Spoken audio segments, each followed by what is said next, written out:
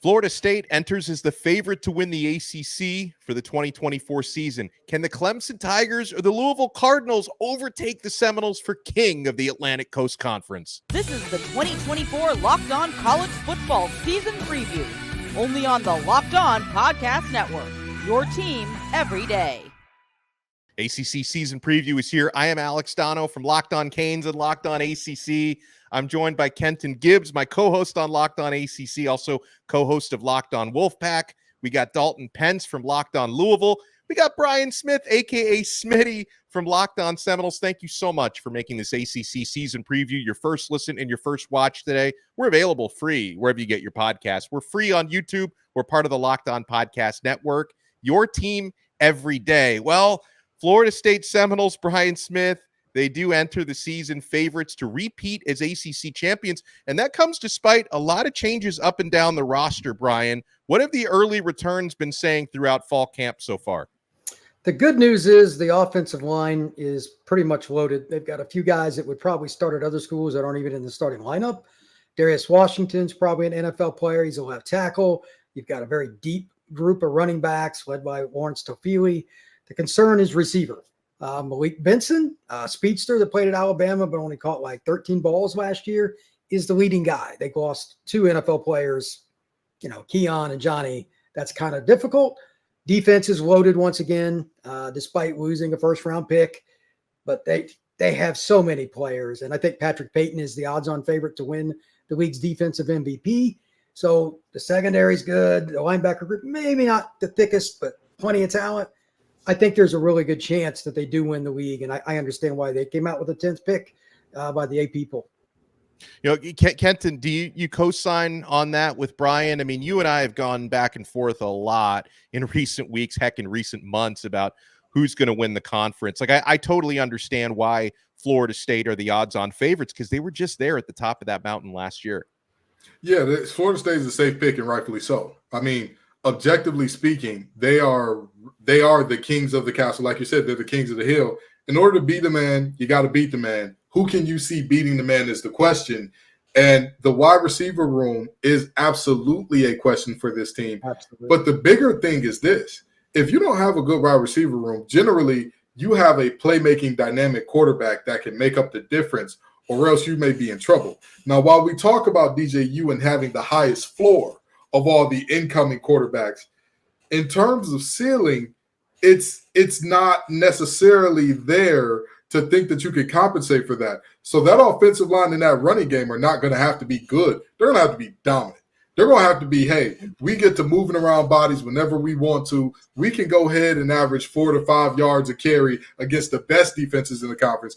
Because while I think that DJ can be serviceable and can get the job done, I'm not sure that if that offensive line and running game are out of whack, out of sync against a team who can offensively challenge Florida State, a team that can come up with a game plan to negate Peyton and those other pass rushers that they got over there a little bit, I'm not sure if the passing game can carry them along for multiple wins. I'm just not sure about that. Now, Florida State Seminoles, one of several teams who have brought in transfer quarterbacks within the conference. Another of those are the Louisville Cardinals, who bring in Tyler Shuck through the transfer portal. Now, Dalton, I'd love to hear how Shuck has been doing so far, because supremely talented player when healthy, and he's got a quarterback whisperer for a head coach, but that "but healthy" has been the asterisk on Shuck so far in his college career. Oh, 100%. The best ability is availability. If I've said it once, I've said it a million times on the show, and a lot of it is pointed to bringing in a quarterback who Brom has endorsed, but again, there's going to be those risks regarding injuries. Now, the injuries have been as fluky or freaky as you would be led to believe: broken fibula, broken collarbone, but nonetheless, they still are injuries. So, bright side, it's not really because of a recurring issue, but sometimes, unfortunately, it seems like some guys just never get the good end of the stick when it comes to luck, as opposed to or as it relates to what I've heard from fall camp. All signs are pointing to the talent being 100% real. Everyone that has watched him play over the past couple months say that this offense should, keyword should, be completely different than what we saw last year. We saw a game manager lead the Cardinals. Brom had to sort of limit the playbook a little bit, having Jack Plummer under center. the belief is this season we're going to see more of a Brom-esque offense that is used to throwing the ball around more. So all reports so far lead one to believe that Shuck is the real deal. Like you said, the elephant in the room is he has to stay healthy, because if not, it doesn't matter. I'd love your take on the polls that have just come out. The coaches poll dropped late last week. The Associated Press poll has dropped as well. And, coming out for Louisville, they got to the ACC championship game last year, had a heck of a season in Brom's first year back at his alma mater as head coach. Any surprise from your perspective that Louisville didn't crack that top 25? Personally, I thought if they were going to, it would be in the 20 to 25 range. So it doesn't really shock me, especially since they're technically at like number 26, having the most receiving votes. Yeah. It really just doesn't matter to me. I told some people who were in my DMs just completely up in arms about this. I'm like, my man, it's okay. Because if you handle business, I promise you the rankings will come and it's not going to matter. But I'm not really faulting those who don't necessarily believe that Tyler Shuck can be the guy, or that Louisville bringing in a whole new team, so they have to mesh well. The schedule is tougher. They have to play at Clemson, at Notre Dame. Miami comes to town. SMU is one of those low-key dark horse teams that can really throw a wrench in your plans. So, and then you have Kentucky on the road to end the season. So if Louisville would have finished the season 10-2 but didn't lose the last 3, maybe then we have a conversation. But with the skid at the end of the year, I mean, it's at the point where I didn't really think Louisville was going to end up in the top 25 to start the year, but they have a good chance to be in it by the time they play Georgia Tech and potentially Notre Dame after that. Kenton, was there any surprise there from your point of view? And there are 4 ACC teams that are ranked in the preseason top 25, Florida State, Clemson, Miami, and NC State in that order, with Florida State being the only inside the top 10 at number 10. Did you think Louisville or even maybe another dark horse should have been in that top 25? I was surprised that Louisville wasn't, because of how the media views Louisville. With all due respect to DJU, a lot of the media looks at Louisville as the DJU of the ACC. What do I mean by that? Louisville was picked to finish 4th in the conference by the media members who were at ACC Media Days, and yet they were the only team inside the top 6 to not have a single vote to win it. So everybody believed this team will be good. They will be effective. They will cause problems. They cannot get it done in terms of winning it all, winning the big enchilada. And so with that being said, it's not much of a surprise that if that is your brand regionally, because ACC Media Days doesn't feature 90% of folks who are like, oh, you're from California, you're out there in Colorado, you're out there in Washington, you're out there in Texas, ACC Media Days is mostly us ACC media folks. That's folks who are in the area, folks who are watching these games week in and week out. And everybody looks at that team and says, they'll be good. I'm not sure if they can win it all. So I'm not surprised that they're not in the top 25. But what I will say is this. I have said I don't believe Tyler Shuck can stay healthy. I stand by that. That is something that I 100% am going to rock out with until I see otherwise. However, if, and that's a big if, this is one of the bigger ifs that I have ever said loud and clear, if Tyler Shuck can't stay healthy, I have no doubt that Louisville doesn't finish any less than 3rd. But that's if he does not miss a single game, which I highly doubt. I highly doubt. That man has been missing games since me and Brian Smith had firm hairlines. So I really and truly doubt that he has the ability to stay healthy throughout an entire season. But if he can do it, I think that Louisville has a good chance of ending up in Charlotte. Brian, the hairline looks sharp, in my opinion, for you. But I'm curious because Dalton talked a little bit about Louisville's schedule. What do you make of Florida State's schedule? And what do you think are going to be in the – got some tough non-conference games. Notre Dame is a non-conference game. What do you think about potential roadblocks and biggest challenges this year? I talked about this on my Locked On Seminoles show. Florida State has to have discipline. You and I talked about this with Miami recently, too. Florida State was 90th in the country last year in penalty yards. When you get into road games like Notre Dame, 90th. Every coach says we're going to be a disciplined football team. It's the biggest cliche in the world. But Florida State's own athletic department did a little mic'd up session the other day, and he's talking about let's have technique and all this. He's going around talking to all these kids. Let's do things right, be fundamentally sound. They were 90th in penalties last year. There's nothing pretty about that. And they still went undefeated in the regular season. So, but they lost a lot of that talent, like Kenton talked about. They had 13 guys go to the combine. That's insane. So if they're not more disciplined this year, road games at Notre Dame, road game at Miami, those kind of things can be iffy. And they open, it's a weird deal. They're playing Ireland on the 24th against Georgia Tech. They can score. I don't know if they could stop me if I was the running back. They were next to almost the bottom of NCAA in rushing defense last year, 221 a game. I mean, that's horrendous. By the way, Kenton, if you need Florida State to run the ball good, just watch the game against Georgia Tech. It may be a farce because they may go for 3 bills, but Georgia Tech can't stop anybody. They're listen, if like you said, if we were the backs against Georgia Tech with the defense they had last year, I mean, I'm not saying that they'd be saying Dalton for dope, but that campaign might get started in Louisville. You know what I mean? It may come up. So, I'm not looking at that game as indicative of whether or not Florida State's run game can be dominant. However, they do have some much taller tasks headed their way in terms of showing against some formidable run defenses. Hey, can you do this against just the Georgia Techs, which is surprising given Brent Key's personality that they can't stop the run. That is extremely surprising to me. But with that being said, Florida State will have plenty of opportunities to show, hey, this ain't just against Georgia Tech. And I'll tell you what, if you struggle to run the ball against Georgia Tech, you do know there's going to be. It's over. It's over. That's all I'm saying. That's all I'm saying. If you can't run the ball against Georgia Tech. They get 50 yards in that game, I'll let you come on the podcast and you can talk for the entire 30 minutes. You can have at it because there won't be any reason for me to go on the show for about a month. Okay? That's a bad defense. It's a bad defense. There's no hiding that. They don't have the personnel. Florida State's loaded up front, and they got 2 or 3 running backs who will get paid. You better be able to run the ball against that team. So yeah, well, they might sue the Dublin Island Airport if everything don't work out. Florida State love to get you on the court now. And I ain't talking about Coach Hamilton and company. But we ain't gonna go there. Not today. Not today.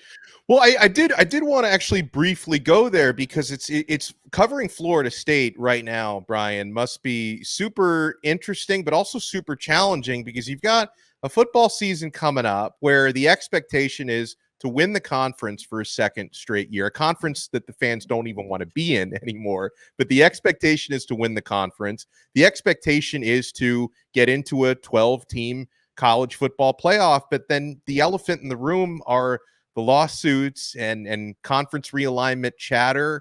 How do you navigate that? And how do you feel like Florida State fans are navigating that right now? Because seems to be as many updates from Florida State folks about the lawsuits, if not more updates on that than about the actual football right now. You're right. In the very first part, they are really, really over the ACC. I try to avoid the topic for the most part on my show, even though it gets a lot of views because people get really angry really fast when they find out it's going to be years before this, at best, is mitigated and taken somewhere else. 26 or 27 is best scenario, from what I've heard from people that are much smarter than me that are lawyers. So that's not what they want to hear. Fan stands to short for fanatic, and they don't have a lot of patience. It is what it is. So I do a little bit of it, but I try to stick to football stats and recruiting. I just do what I know because I don't want to be in that courtroom any more than my hair wants to grow. Now, as we've established, Florida State, they are favorites to win the conference. FanDuel Sportsbook, the official sportsbook of Locked On, does back that up. Over under 9.5 wins for Florida State. But I still, Dalton, I feel like with all the changes at Florida State, there are opportunities for others. We're going to talk about Clemson. We can certainly talk about Louisville, but I'd love your take from a Louisville point of view. What's it going to take this season for the Cards to do what they almost did last year, because they got to the championship game, but to get over the finish line this year? As ironic as it was, perhaps the worst team in the ACC laid out the blueprint on how to beat Louisville about close to midway through the season. That was Virginia. Thursday night game, they forced Jack Plummer to throw the football. And basically, Miami followed suit. Thankfully, Louisville had some kind of fluke mishap plays and got the win. Kentucky made him pay. Florida State absolutely shut Plummer down. USC, sort of the same thing. Now, better teams that they're playing against, but still, that was the blueprint. So I say all that to say that losing a player like Jawar Jordan with turf toe, losing Jamari Thrash hurt, you arguably have a better supporting cast around your quarterback this season, but it's clear that the quarterback play has to be there. And Kenton said it best. Tyler Shuck has to be healthy. That's the first thing, is that I'm not sure if what the trust levels are going to be like with a guy like Pierce Clarkson or Brady Allen behind him, but all expectations in Louisville right now are that you can be right back up to that double-digit win total, even with a tougher schedule, because the belief here in the 502 is that the team is better, almost pretty much at every position outside of maybe running back. And you bring back Ashton Gelati and Quincy Riley to a defense that was not expecting to have them.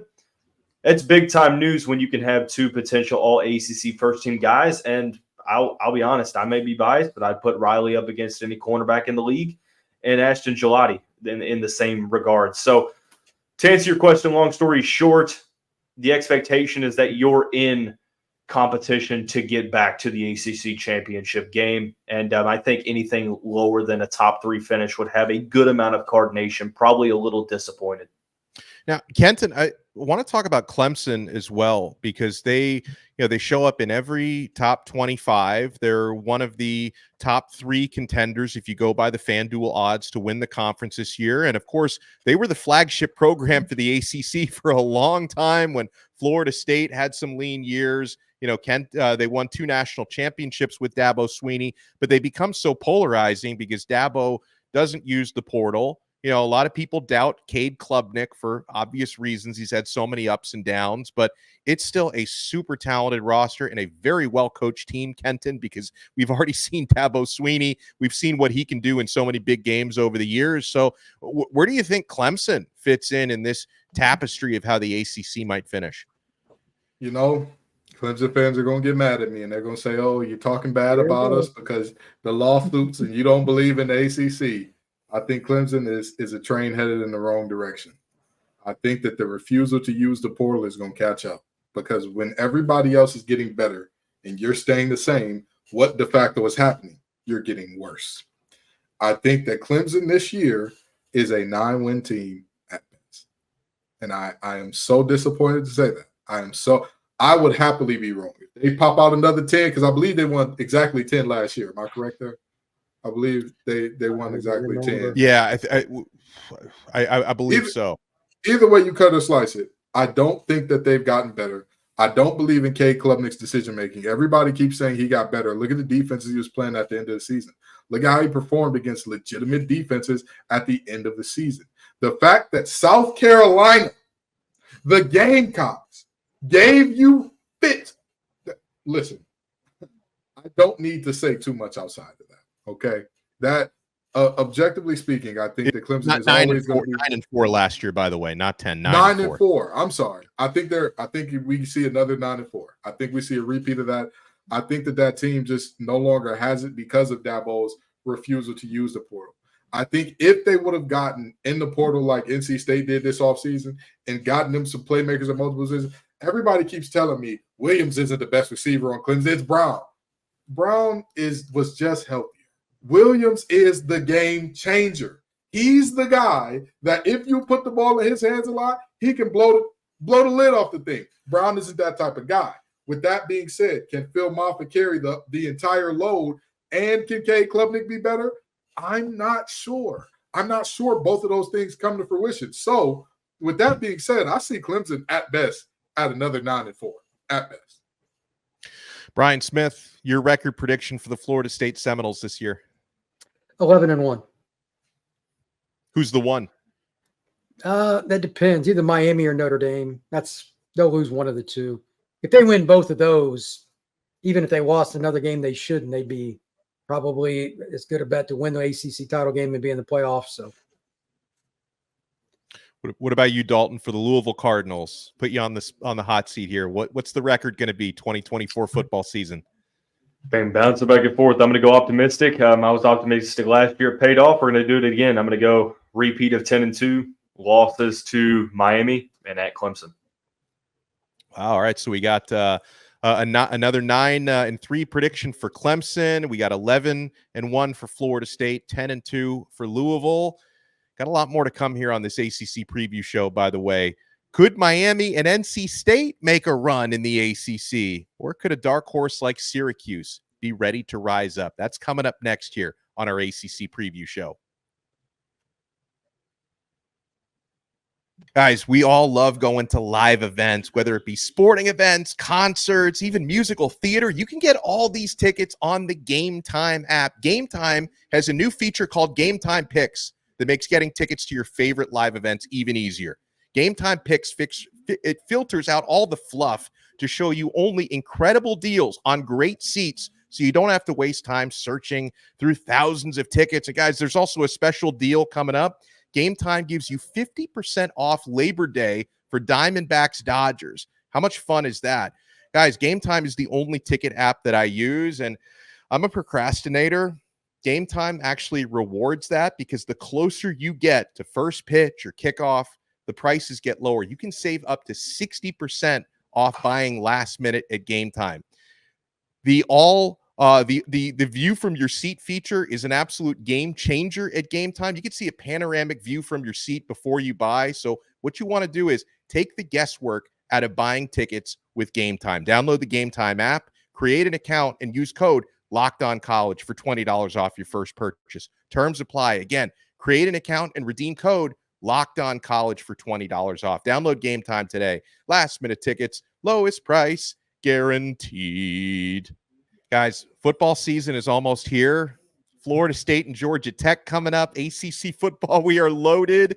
Guys, summer has been plenty of fun with the Olympics going on, NBA Finals, Stanley Cup Finals. But, guys, football, that's what it's all about. And all you have to do is open up the FanDuel app and dream up bets anytime you're in the mood. And you can start locking in your ACC championship picks if you like Clemson over or under 9.5. If you like Florida State over under 9.5, Miami over under 9.5, you can start locking in your preseason bets right now on FanDuel. There's a reason why this is America's favorite sports book. And by the way, it's still summer, and all summer long, FanDuel is hooking up all customers with a boost or a bonus daily. That's right. There's something for everyone every day all summer long. So head over to FanDuel.com and start making the most out of your summer. FanDuel, official sports betting partner of Major League Baseball.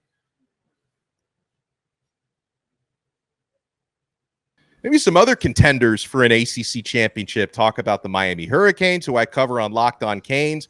Talk about the NC State Wolfpack. Jackson and I are outnumbered here because we got Kenton and Grayson Boone from Locked On Wolfpack. We got Jackson Holzer from Locked On Syracuse. Syracuse is going to be a super interesting one to cover. And Jackson, I'll start with you with the Cuse. And we were just talking about how polarizing Clemson is. Syracuse's quarterback is very polarizing. Kyle McCord transfers in from Ohio State. Excellent team season last year. But a lot of people look at Kyle McCord as maybe someone who was holding the Buckeyes back last year. What's been the talk around McCord so far fall training camp for Syracuse? Well, I think the deal with McCord is, first of all, I think he's the best quarterback that Syracuse has had in a decade, like by far and away. I mean, we saw at the spring game when he was just throwing it around the field. And what I've said on the podcast is that it's the zip on the ball. You can see the talent that he had in high school and at Ohio State. So he's just really, really talented. Now, as far as the concerns with Kyle McCord, I know there's a lot of people that say that he held back Ohio State. I think he's just a victim of the past three Ohio State quarterbacks. CJ Stroud, Dwayne Haskins, I'm leaving one out here. Justin Fields is the other one. Those are 3 first-round NFL draft picks who all set the world on fire. They were the best quarterbacks in the country. Kyle McCord is 4th. He comes in. He does a nice job at Ohio State. Yeah, he had great weapons around him. He did a nice job. He was top 10 in the country in QBR, which I would consider pretty good. But he just wasn't a first-round NFL draft pick, so a lot of people didn't think he was very good. And, oh, by the way, if you lose that game to that team at Ohio State, people aren't going to like you very much. So overall, I think McCord is really solid. I think I'm excited for him. I think most Syracuse fans are excited to see him finally play for us. I really, aside from Ohio State fans, I really don't understand the hate for him. I think he's a solid player. Yeah, no, I totally get that. All three of the teams that we cover, Miami, Syracuse, and NC State, have transfer quarterbacks this year. As we introduced Grayson Boone from Locked On Wolfpack, there's another Grayson in Raleigh, Grayson McCall, who comes over from Coastal Carolina. Consider me a fan. To me, I think he was one of the hottest commodity quarterbacks in the transfer portal. He finds a home in nearby Raleigh. What have been the reports and the experience you've had so far covering McCall? I've certainly been knocked down the Grayson power rankings in the city of Raleigh here these last couple of months, but there is a palpable buzz around this program in 2024 that I'm a lifelong NC State guy. I have not felt this type of anticipation my entire life. Grayson McCall was probably the most ideal selection as a quarterback to get in the portal. Everything that Coach Doran has been preaching about, his leadership, his moxie, the ability to adapt to any type of offensive system. He really feels like the perfect fit for this team this season in 24. And everything we heard about him speak down at ACC kickoff, he's ready to go. We're talking about a three-time Sun Belt player of the year, three-time Sun Belt player of the year at Coastal Carolina. He has over 10,000 passing yards in his career, accounted for over 100 touchdowns. He's been through it all. He's seen it all. He's ready to take his talents up a level now in the ACC. But NC State fans should be really excited about what he brings to the table. Yeah, and Kenton, for more on that, NC State's super talented team. They got a lot of playmakers on offense. You can always count on them to show up defensively. Do you think Grayson McCall could be the missing piece? Oh, absolutely. But I think, well, actually, let me rephrase that. I don't think Grayson McCall is the missing piece. I think all the pieces around him make him the missing piece. I think that this is one of the deepest, most talented skill position groups that we've ever seen at NC State. And I mean ever, going back to the days of Ted Brown. I mean ever, going back to the days of Jericho Cotchery and Torrey Holt. I mean ever, as in forever, ever, NC State sports, okay? This is a group that you look at top to bottom. There are guys that are on the bench this year that are going to be rotation guys this year that may have been KC's right-hand man last year, because with all due respect to those young men, that pass catching, the receiver and tight end room, either they were not utilized properly or they were completely devoid of talent. So, this is a situation where we've said a lot. Grayson McCall doesn't have to be Superman. He just has to be a man that gets the ball out on time, and that is he is on time and on target. And I know a lot of people look at his last year and say, oh boy, I'm worried, because he looked really bad at Coastal under a different system. I am here to tell you all today the bad news about a man named Tim Beck. He continues to fail forward in spectacular ways. If I had Tim Beck's agent in the dating world, I'm on my, fifth or sixth failed relationship, I would be dating Megan Thee Stallion by this point. You understand? That's what's going on with Tim Beck. I don't know how he keeps getting these jobs, but he keeps failing forward every single time. So, honestly and truly, I don't look at last year as representative of him at all, because, again, the guy pulling the strings, calling the offense is Beckless, not good at his job, very bad. So I'm very interested to see what his bounce back year looks like under Robert Anae, who said this is the best that he's ever seen a quarterback pick up his offense in the history of his career. And Anae, he's not a young guy. He's not exactly a spring chicken anymore. So he's been around a few quarterbacks who had year ones with him. Speaking of transfer quarterback stealing headlines, you have Cam Ward arriving in Miami, and this is the guy that almost every Miami fan wanted when he became available in the transfer portal. And Miami was able to get it done. It was a bumpy road because he had declared for the NFL draft. He decided not to follow through with that. Decided he wanted one more year in college, improve his draft stock. And I'll be honest, before I had a chance to start covering Ward, personality-wise, I didn't know what to expect. Given the whole NFL saga, I thought, is this guy, I don't know if he's a bit of a diva. Is he kind of Hollywood? Totally blown away by the experience that I've had covering Ward. I don't think this guy has any hobbies outside of football. He does fish, actually. I think that's the one hobby. But other than that, he's he's all about business. And one of the things that I was blown away with by Ward, within 24 hours, he knew the names of every one of his teammates, including walk-ons. Whenever he's not fishing or practicing, he's doing off-schedule workouts with his receivers and tight ends and running backs to get the timing down. He's taking a very business-like approach to his 1 year coming up at Miami. And with that comes the expectation with him being named preseason ACC player of the year. He does have odds, I think, around the top 12 preseason for the Heisman Trophy. So there are a lot of expectations that come with Ward. And so I kind of wonder, Kenton, if Cam could end up being the missing piece at Miami, because, they were probably consistent quarterback play away last year from maybe being a 10-game winner instead of a 7-game winner. Kneel down aside, maybe a 9-game winner, if not for that knee that wasn't taken against Georgia Tech, because it was a very bumpy ride with Tyler Van Dyke last season. You never knew. Certain days he would look like Superman. Other days the interceptions just wouldn't stop. So if they can find more consistency and more playmaking ability from a guy like Cam Ward, because then the other thing, Kenton, is Miami also on paper, and I know with Miami we always talk about on paper because they have made a habit out of falling short of expectations, but they've got the most proven wide receiver core in the ACC, returning a 1,000-yard plus guy in Xavier Restrepo, an 800-yard plus guy in Jacoby George, and getting Sam Brown, who transfers in from Houston, had more than 800 receiving yards last year. Miami's got a good offensive line, so it's an offense that looks like they're ready to succeed this year. Yeah, and here's the thing, right? You said that he was the guy that all the Miami fans wanted. He was the guy that all the Miami fans, all the Florida State fans, all the Louisville fans, all the Washington fans, you name it. If you needed a quarterback, your fans probably thought, hey, this is our guy, unless you knew he was out of your price range like NC State fans. There was never a doubt that, hey, we're going to come up with that 1.5, 2 mil, whatever his going price is. We're going to come up with it. So, he was a guy that everybody and their mama wanted. Is he the missing piece?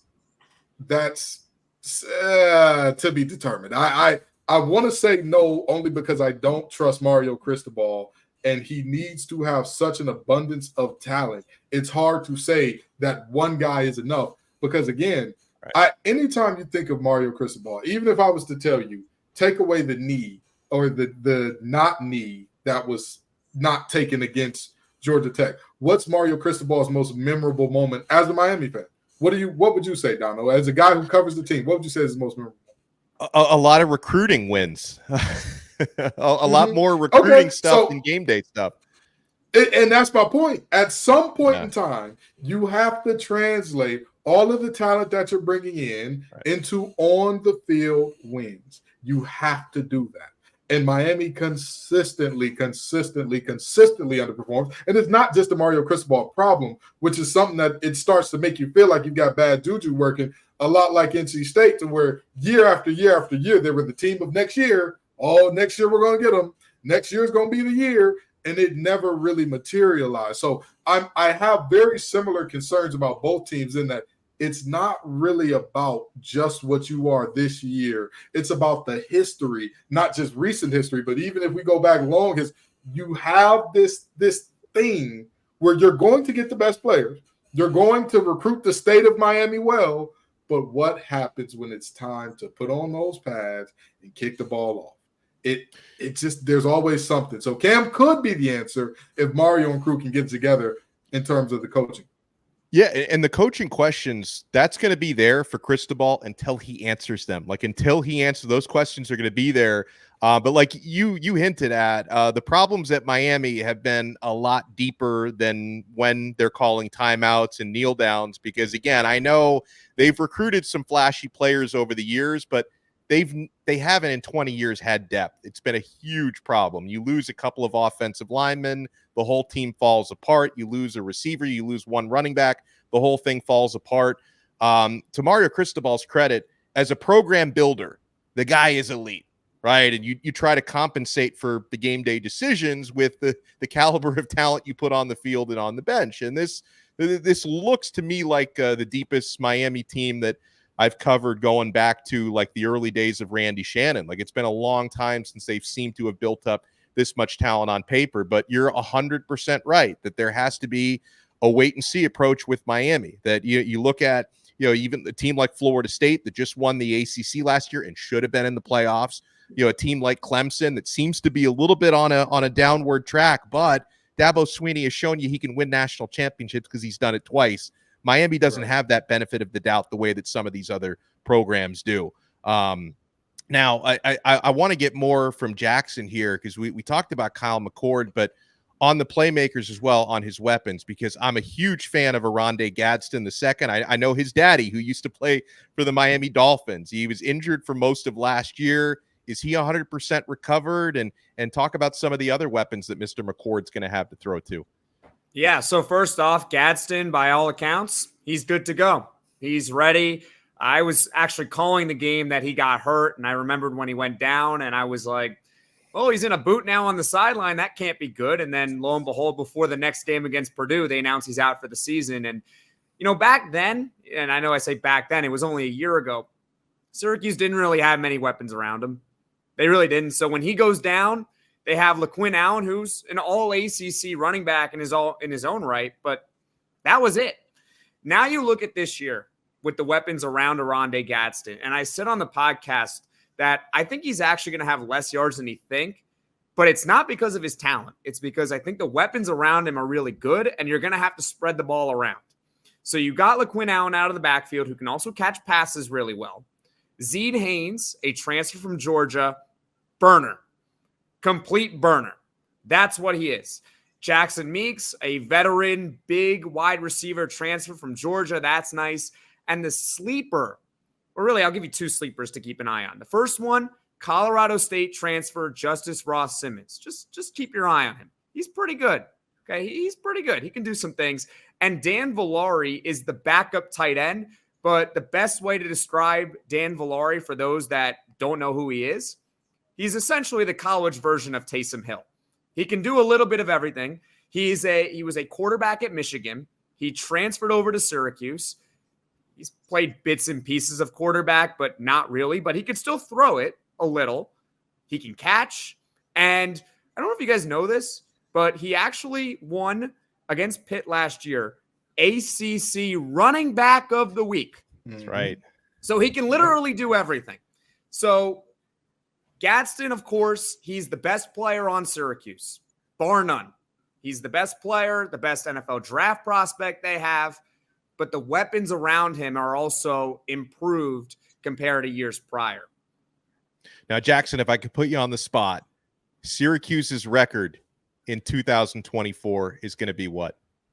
So it's funny because I get called crazy no matter what. I get called crazy no matter what. So I think 8-4 is my prediction. So a lot of national people say that I'm nuts. How can you pick Syracuse to win 8 games? Well, they have the easiest schedule in the country. Go check ESPN. That's why. Oh, that's right. Yeah. Yes.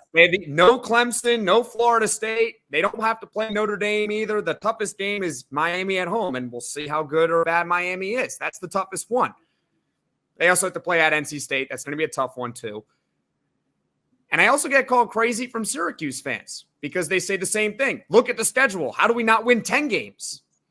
So no matter what, I'm getting called crazy on both ends here. So I'm sticking with 8-4. And if you actually go check the odds, you go check their over-under, it's at 7.5. That's right. So I'm only saying slightly over what Vegas thinks. I don't think I'm that crazy, but it seems like everyone else thinks I'm nuts. Now, I want to see if Grayson and Kenton are in agreement on NC State's record. Grayson, I'll start with you. The Wolfpack are going to win how many games this year? I have us winning 10 ball games. Now, the number 10 has eluded NC State since all the way back to 2002. That's actually, ironically, the only time NC State has ever won 10 games in a season. Is that Phillip Rivers? Yeah, it was Phillip Rivers, yes. Dave Dorn has talked about how badly he wants this program to get to a point where they're winning 10 games somewhat consistently. The fan base is desperately wanting to see that 10 number in the win column. I think that this year, with all the weapons they brought in, this is the year that it's going to happen. Now, the 2 losses, I actually have us losing to Tennessee in Charlotte. That'll break my heart, but that's going to be one hell of a ball game. And then I have us falling into a trap. I think Georgia Tech is going to get us on a Thursday night down at Bobby Dodd. Now, you might... I know how that feels. Yeah. You might make note. Well, don't they play Clemson? Yes. I have NC State going on the road and beating the Clemson Tigers since the first time since I have NC State going on the road and beating the Clemson Tigers for the first time since 2002. Special year, but this year in 24 will be special as well. All right. Well, Kenton, have some guts and give me a 12-0 prediction. Oh, no. Me and Grayson are in lockstep here. 10-2, but I think a different game is your trap game here. Here's what I see happening. They lose an ACC game to Cal on the road. That's the game that they lose. And the more I think about it, the more I want to say 11-1 because I don't believe in Tennessee's defensive line the way everybody else does. Okay. The more film I watch on those guys, the more I'm like, this is tough. It's tough to say that they're world beaters. I think that if you let them get you behind the sticks, they will appear to be world beaters. When they get in that speed package, listen, it gets nasty. They have 3-4 guys, or they had 3-4 guys last year that they could just send on all these freaky blitz packages. And I'm sorry, not even blitz packages, just twists and stunts out of that front four that were devastating the offensive lines. Number one, they lost their leading sack guy from last year, or their second leading sack guy from last year. Number two, Pierce is, while people say he's supposed to be a number one pick, he's a little too light in the behind. You cannot be a bookend at 240. That is not how this game works. That's not how it's going to play out. I'm sorry to you, brother. It just ain't in the cards for you. And so I look at that team and I say, if NC State can find a way to run the ball effectively enough to not let themselves get in predictable situations, they can win that game. So 10-2, maybe even 11-1. But I got my eye on that Cal game. I don't know why. There's something about Jae'lyn not in that team. It's because our guy Lawrence Ross talked us into Cal winning the thing. Even before Lawrence, I was worried because NC State has a history of losing that game that they shouldn't. And that's what they like to call NC State stuff. So I believe that NC State is stuff to stuff. I believe the Final Four run last year might have did it. But we'll see. I got them at 10-2. Maybe 11-1, but I'll stick with 10-2 as my final prediction. Now I'm going 10-2 from Miami as well, and I know Kenton's going to try to say I'm being too bullish, but I mean Josh Pate from the Late Kick 24/7 Sports. This guy has no Miami affiliation. He picked 11-1 this year, so I'm not even being as bullish. I cover the team. I'm not as bullish as Josh Pate. Now Kenton, he's trying to get me all worried about kneel downs and timeouts. If you're blowing every team out with Damian Martinez and Cam Ward and Xavier Restrepo, Kiko Mauinoa on D, I'm not worried about that. Now, I do think Miami's going to trip up a couple of times. Obviously, I'm concerned about the Florida State game. I think Miami will have a shot, but I do not take Florida State for granted. I definitely don't take Louisville for granted. You know, Dalton from Locked On Louisville was on with us earlier. That's going to be a tough road game for Miami. And the opener against Florida, it's super interesting because Miami has more talent than Florida, and Florida's offensive line apparently has been a little problematic during fall camp. But at the Swamp, first game of the year, you don't really know what to expect. It'll be Cam Ward's first game in a Miami uniform. But, you know, if you're looking out for some sleepers on Miami, I think the tight end room this year is going to be resurgent. They had some injuries and some issues. They only had 18 catches as an entire unit a season ago. Elijah Arroyo is healthy again. He missed basically the entire past 2 seasons. He's really looked dominant in practice. Also, Miami's got a freshman tight end who's, you know, he's kind of like Miami's Taysom Hill, I guess. This guy lines up at virtually every position. Elijah Lofton, I think he's going to turn some heads this year. So, yeah, I think the coaching issues will be less prevalent given that the talent finally seems Miami caliber. It's not been that for quite some time. So I'm going to go 10-2 for Miami. And huge thank you and shout out to Jackson Holzer from Locked On Syracuse, Grayson Boone from Locked On Wolfpack. Kenton and I will continue because coming up next, we'll discuss who's going to win this thing. You want to keep it locked right here to our ACC season preview.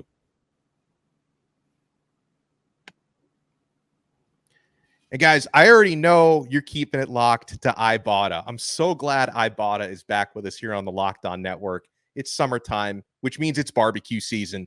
Stock up on all your favorite grilling favorites and earn cash back on every purchase when you use Ibotta, so you won't have to choose between burgers or hot dogs. You can have both.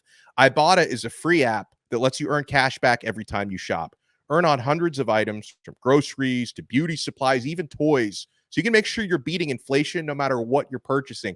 The average Ibotta user earns, get this, $256 per year. That could cover the cost of an entire shopping trip, that flight you've been eyeing, or the fancy dinner you've been craving. And you're getting all this cash back on stuff you'd be buying anyways. Other apps give you points that don't amount to much, but with Ibotta, you earn cash back that you can withdraw to your bank account, PayPal, or gift cards. Simply add offers in the app, upload your receipt, and voila, the money is yours. And right now, Ibotta is offering our listeners $5 just for trying Ibotta using the code LOCKEDONCollege when you register. Just go to the App Store or Google Play Store, download the free Ibotta app to start earning cash back, and use code LOCKEDONCollege, all one word. That's IBOTTA in the Google Play or App Store, and use code LOCKEDONCollege. We've heard from the contenders and a couple of dark horses who could possibly win the Atlantic Coast Conference this year. Football's almost here, by the way. Kenton, another team that may not have been represented here, but you and I have been very high on this squad on Locked On ACC. Virginia Tech could sneak up on some folks this year. That's definitely one of those games I have circled on Miami's calendar. Miami gets them late September at home for a night game this year, but they got a lot of talent this year, Kenton, and Kyron Drones going to be one of the most exciting quarterbacks in the conference.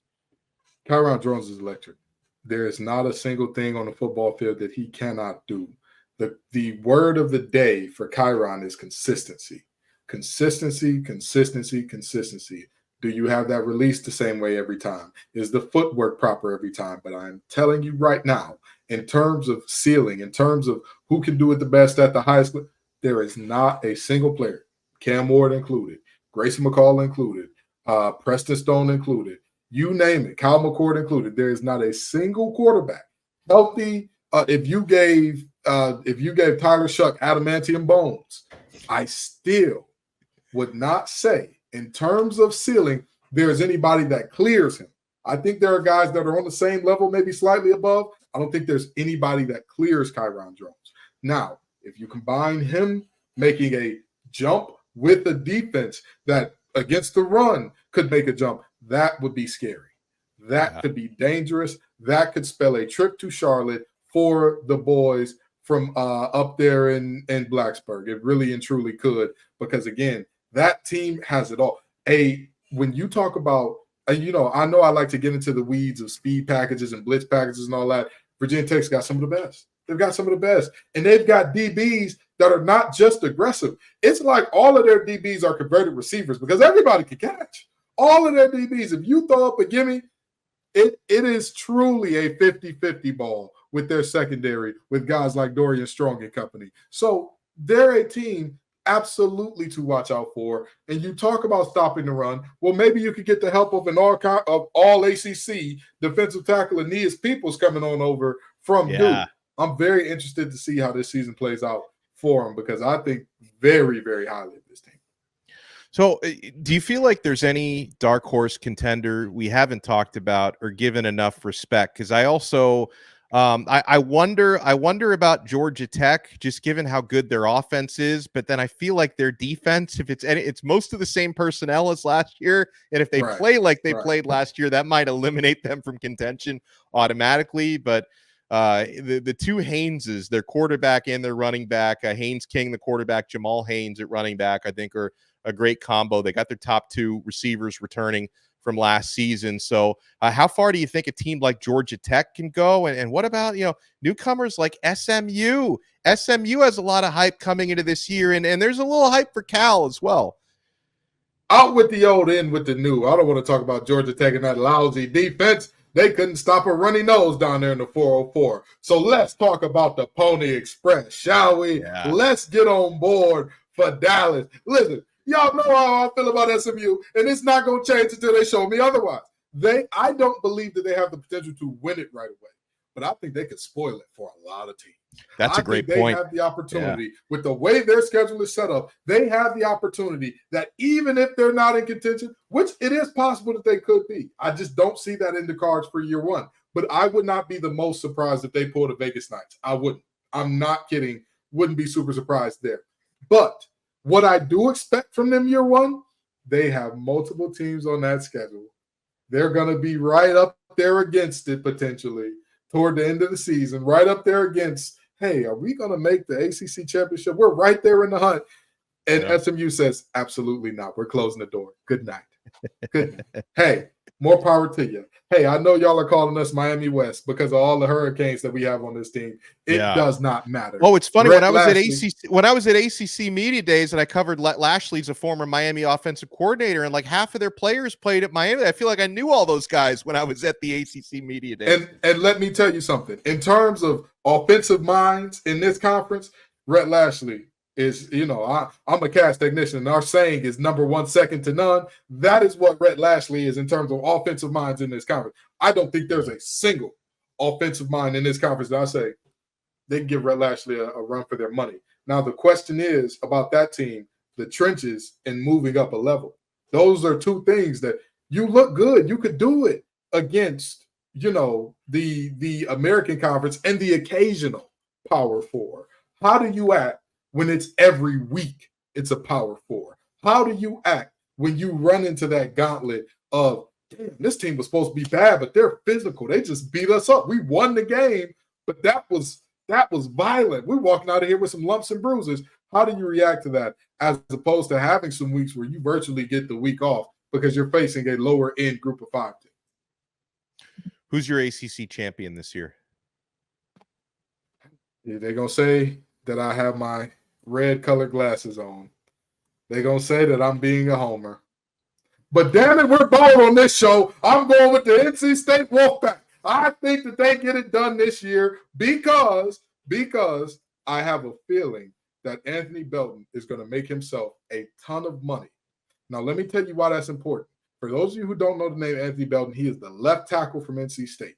If he can neutralize Peyton from Florida State in the conference championship game, to where you have to move they're getting the championship side, game. I see it. To where he's a sitting target. You look at the other guys in the conference that you talk about, hey, he's a hell of a pass rusher that NC State has on their schedule, because they do have some of those guys that are, they're dominant pass rushers.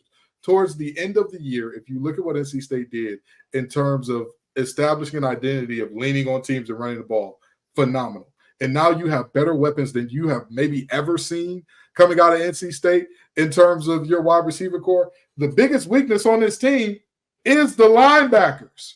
And guess who Big Game Boomer, who take his list with a grain of salt, named the #1 linebacker coach in America, Tony Gibson. So I say to myself, all the stars have aligned. Coach Kevin Keats of the basketball team has stuffed the NC State stuff. It's time for this team to stop stepping on the rake and proverbially hitting themselves in the face when that championship is right in front of them. And I think Doran gets it done this year, in a year where the ACC is just down for a lot of reasons. Down for Mario Cristobal reasons, down for Dabo refused to use the portal reasons, down for, just a myriad of Florida State. You have to be able to throw the ball. You have to be able to throw the ball. And I'm not sure if you can do that. I'm picking NC State. I think that they come out on top in a very zany year.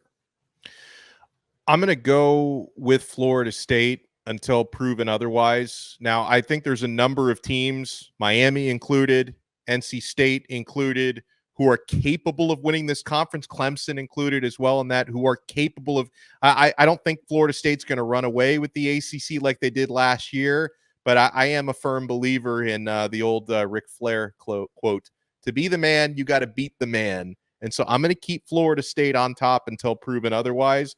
But I'm definitely not sleeping on the teams that you and I cover, the Wolfpack. I'm certainly not sleeping on the Hurricanes. I mean, you talk about to be able to win in this modern day of college football, you have to be able to throw the ball. I believe Miami will be able to do that for the reasons I stated, Cam Ward and the weapons. But the other thing that I like about Miami is, in theory, they can dictate the tone of the games because they also have Damian Martinez and Mark Fletcher running behind what should be a very good offensive line anchored by Jalen Rivers at left tackle and Francis Mauinoa at right tackle. So I believe there's a number of teams that are capable of winning this thing. And that's, to me, what makes the ACC so exciting this year. Now, Kenton, last thing, is the ACC getting slept on too much? Because all the narratives have been on the expansion SEC, the expansion Big Ten, Power 2 narrative that no other conference matters outside those two. But you can't deny there's a lot of talent in the Atlantic Coast Conference. In fact, they've got more players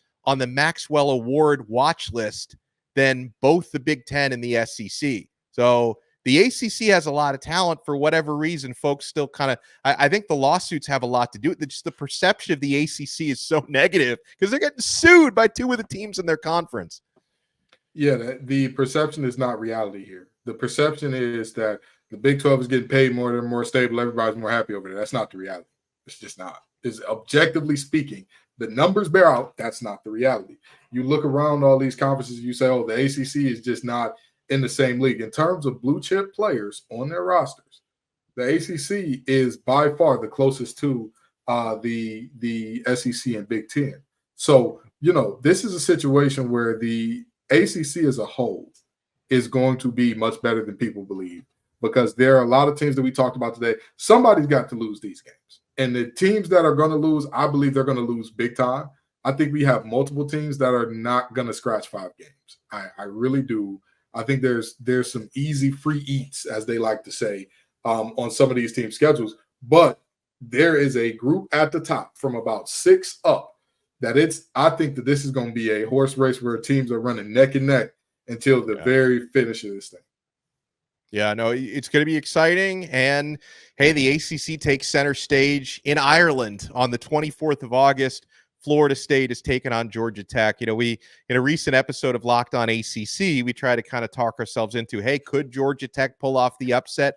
Probably not, but there's a reason why they play the games. So we'll see. It should be a good year this year for the Atlantic Coast Conference. Thank you to all the amazing hosts who joined us and talked about the way this thing is going to play out. Huge shout out and thank you to Kenton Gibbs. He also hosts Locked On Wolfpack, and he hosts Locked On ACC with me. I am Alex Dono. I also host Locked On Canes. And thank you guys so much for making this ACC preview spectacular your first listen and your first watch today. Make sure you subscribe to all the great podcasts on the Locked On Network, available on YouTube, available on Apple Podcasts, Spotify, Odyssey app, wherever you get your pods. And we'll talk to you guys again next time right here on the Locked On Podcast Network, your team every day.